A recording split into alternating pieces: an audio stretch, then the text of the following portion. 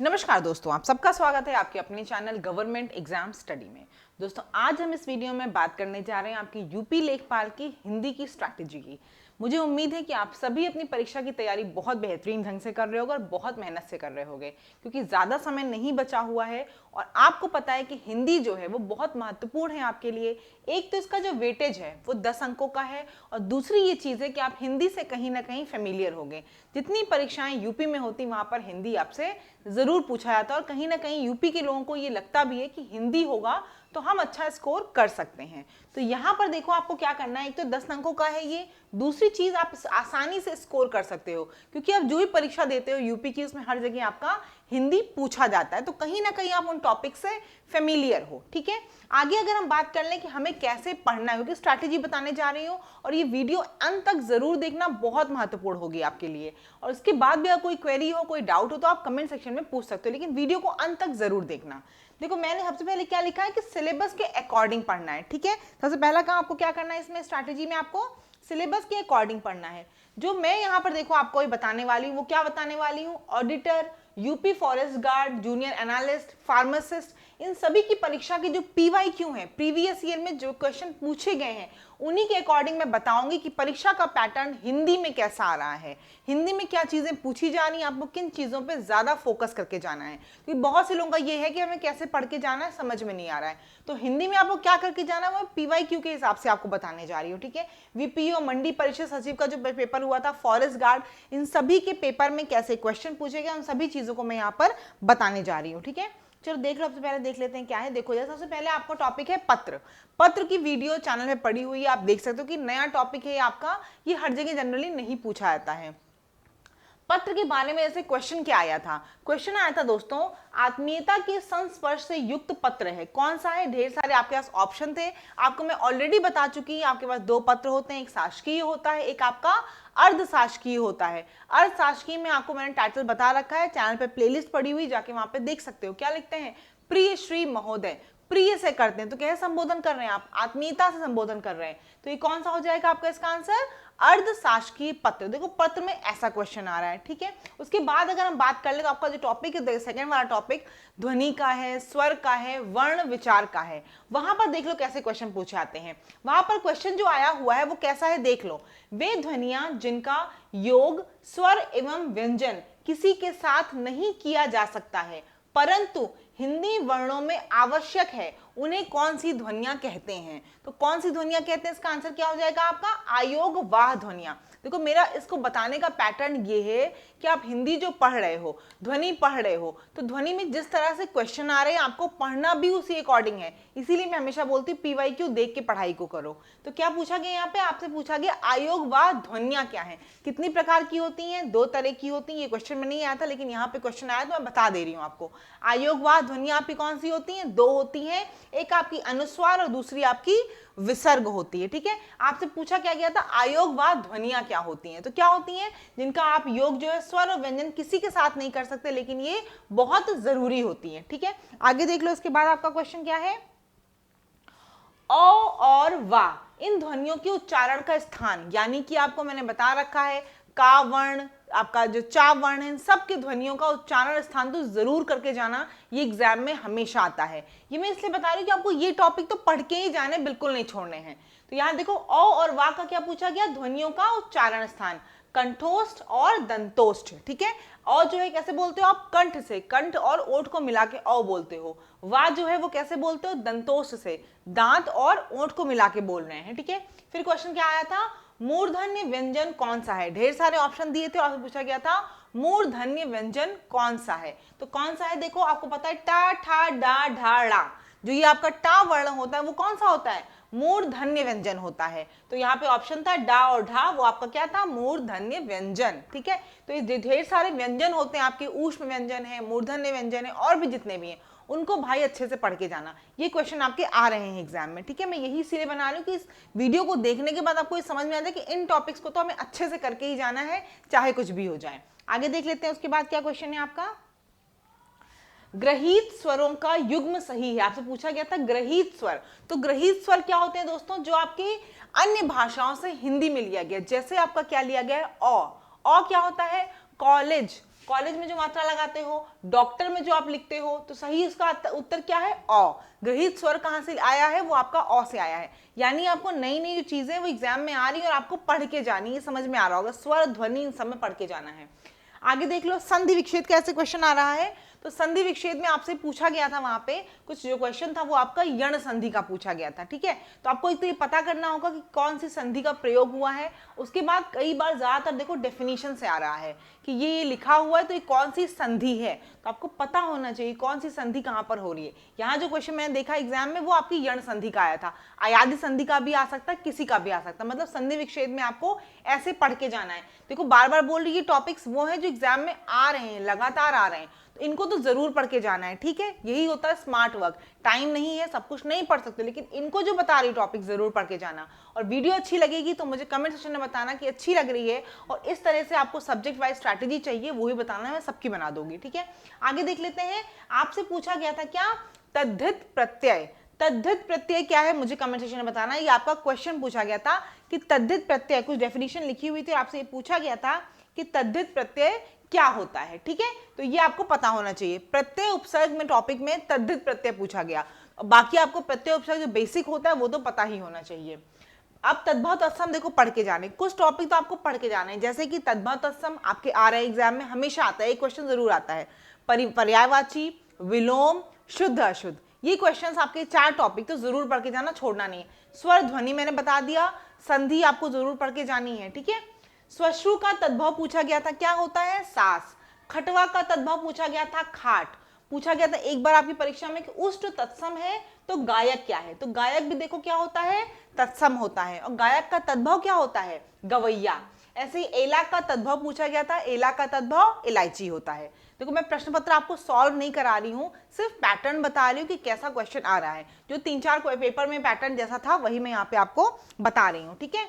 आगे देख लो, आपकी टॉपिक है संज्ञा, सर्वनाम, क्रिया, विशेषण, उसमें कैसा क्वेश्चन पूछा था वो देख लो। सर्वनामों का प्रयोग कहने सुनने वाले के स्थान पर किया जाता है तो उन्हें कौन सा सर्वनाम कहते हैं? तो देखो यहाँ पर बात हो रही थी पुरुषवाचक की। पुरुषवाचक देखो कितने प्रकार के होते हैं, मैं क्योंकि टॉपिक जब आता है तो मेरी आदत थोड़ा सा है, मैं ऐसे ही पढ़ती भी हूँ। जो कोई क्वेश्चन आता है ना तो उसकी क्या है, उसकी चीजें फिर और पढ़ लेती हूँ कि उसका कोई और क्वेश्चन आए तो वो एग्जाम में गलत ना हो। तो सर्वनाम का प्रयोग बोला गया कि जो बोलता है इंसान वो सुनने वाले के लिए जब करने लग जाए, ठीक है, जो श्रोता के लिए करने लग जाए तो उसे कौन सा कहते हैं? उसे हम कहते हैं मध्यम पुरुषवाचक कहते हैं सर्वनाम। देखो पुरुषवाचक वहां पे मध्यम नहीं था, पुरुषवाचक सर्वनाम ऑप्शन में था तो आपने पुरुषवाचक मारा। पुरुषवाचक सर्वनाम जो होते हैं वो आपके 3 तरह के होते हैं। कौन कौन से? उत्तम पुरुषवाचक, मध्यम पुरुषवाचक, अन्य पुरुषवाचक। उत्तम यानी कि अपने बारे में जब आप बात करोगे, मैं, हम, इन सब के बारे में बात करोगे तो क्या हो जाएगा? उत्तम पुरुषवाचक। जब आप जिससे बात कर रहे हो सुनने वाले के लिए, उसके लिए बोलने लग जाओ, यानी कि तुम ये काम कर रहे थे, तुम्हारा ये काम था, तो वो क्या हो जाएगा आपका? श्रोता वाला, मध्यम पुरुषवाचक। और अन्य पुरुषवाचक क्या होता है? जब आप तीसरे व्यक्ति के बारे में बात कर लो जो वहां नहीं है, वो ऐसा काम कर रहा था, वे लोग ये कर रहे थे, तो वो क्या हो जाएगा आपका? अन्य पुरुषवाचक। तो देखो ये मेरी स्ट्रैटेजी, ये मैं आपको बताती हूँ। जब कोई क्वेश्चन पढ़ रहे हो, पुरुषवाचक पढ़ रहे हो, तो पुरुषवाचक की तीनों चीजें फटाफट पढ़ लो। टाइम नहीं वेस्ट करना है कि बहुत लंबा कुछ इसकी थ्योरी बनानी है, लेकिन बहुत जल्दी से आपको इसको पढ़ लेना है, ठीक है। आगे देख लेते हैं उसके बाद क्या क्वेश्चन है।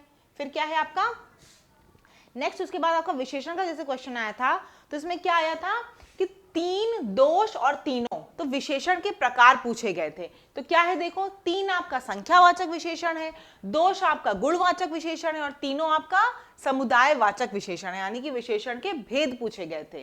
फिर देख लीजिए क्या पूछा गया था, शीला अति विनम्र लड़की है। अति क्या है? अति आपका प्राविशेषण है, ठीक है।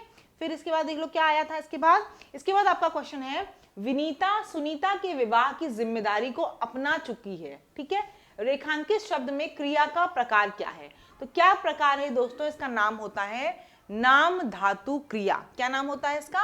नाम धातु क्रिया। नाम धातु क्रिया क्या होती है? जहां पर ना या आना आ जाता है, ठीक है। जब भी आपकी जो क्रिया में है, संज्ञा सर्वनाम में क्या ऐड हो, ना या आना, तो वो क्या होती? नाम धातु क्रिया। जैसे कि शर्म से क्या बनता है? शर्माना, ठीक है।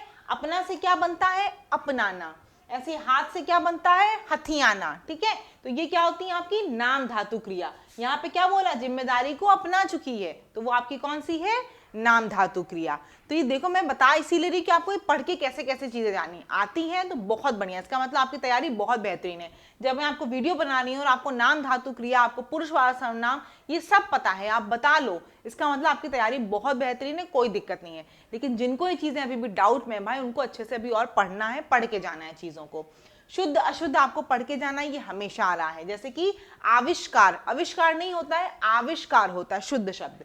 वाक्य अशुद्ध पूछा गया, जैसे कि प्राण पखेरु उड़ गया, तो क्या होगा, प्राण पखेरु उड़ गए। क्यों? क्योंकि प्राण आपका क्या है, प्राण आपका बहुवचन है।